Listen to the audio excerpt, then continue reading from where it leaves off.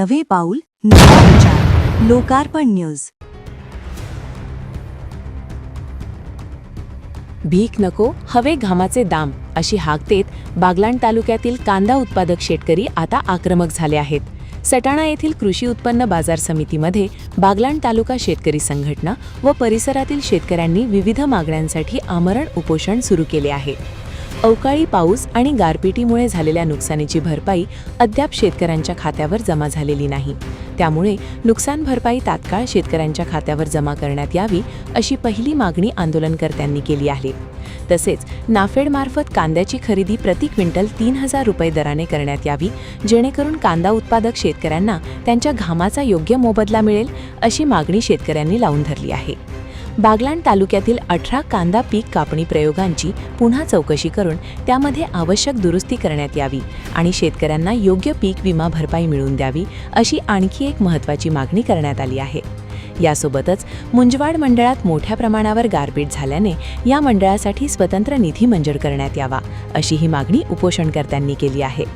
या मागण्यांसाठी शेतकरी संघटनेचे जिल्हाध्यक्ष अर्जुन तात्या बोराडे, तालुका अध्यक्ष केशव बापू सूर्यवंशी, देवीदास अहिरे, सुनील बिलारी, विवेक सोनवणे, सुनील वाघ, भास्कर बापू बागुल, रामचंद्र बापू पाटील, देवीदास अण्णा पवार बेज, रामा पाटील कळवण, माणिक अण्णा पाटील, शांताराम शेवाळे, देवेंद्र निकम देवळा, उमाजीराव शंदे मालेगाव, श्रीपाद धर्मा जाधव, केशव तुकाराम सूर्यवंशी, यशवंत गुंजाळ, बाबाजी दगा शेवाळे, देवीलाल मांडवडे यांच्यासह अनेक कांदा उत्पादक शेतकरी आमरण उपोषणात सहभागी झाले आहेत.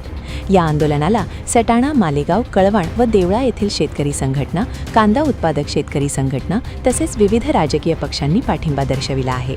शेतकऱ्यांच्या मागण्या मान्य होईपर्यंत आंदोलन सुरू ठेवण्याचा निर्धार उपोषणकर्त्यांनी व्यक्त केला आहे.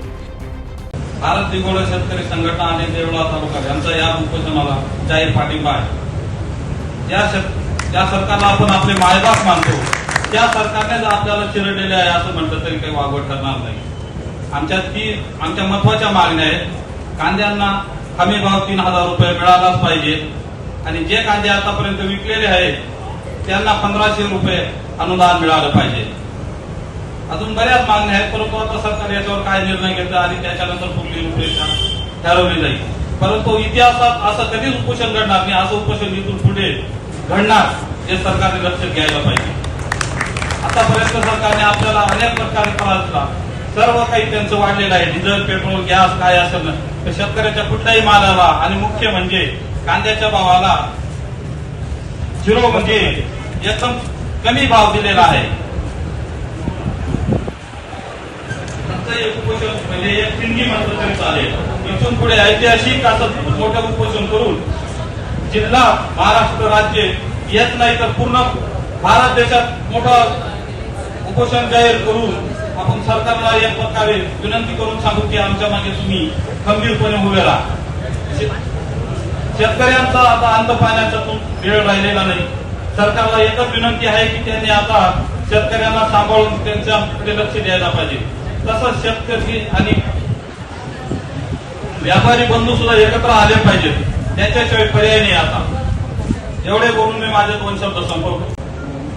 शासनाने 3 लोकांवरती जबाबदारी दिलेली बाब, तलाठी, ग्रामसेवक आणि कृषी सहाय्यक. आता ते एकमेकावर ढकलत आहे.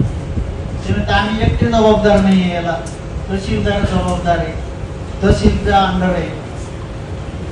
आता नेमक्याला जबाबदार कोण धरायचं? अजिबात नाही. गुलामगिरीतून गुलामगिरीतून म्हटले असतील लोक, गुलामगिरीतून बाहेर निघाले असतील. परंतु माझं साधं मत आहे, गुलामगिरीतून ब्रिटिशशाहीच्या या धोरणांमधून इंग्रज गेले, पांढरे काळे इंग्रज इथंच थांबले. आजपर्यंत गुलामगिरीमधून शेतकरी मोकळा झालेला नाही. सरकार कोणतंही असो, कारण 20-25-30 वर्षापूर्वी याच रोडला हजारो ट्रॅक्टर कांदा फेकून दिला होता. 10-5 रुपये क्विंटलने कांदा जात होता. शासन कुठले असेल हो, भाजप काँग्रेस जे असेल, परंतु शेतकऱ्यांच्यासाठी कळवळा करणारे नेतृत्व कोणीही अंगावर मजीद पाडून घेत नाही अशी परिस्थिती झालेली आहे. बातमी संकलन श्री देवेंद्र निकम.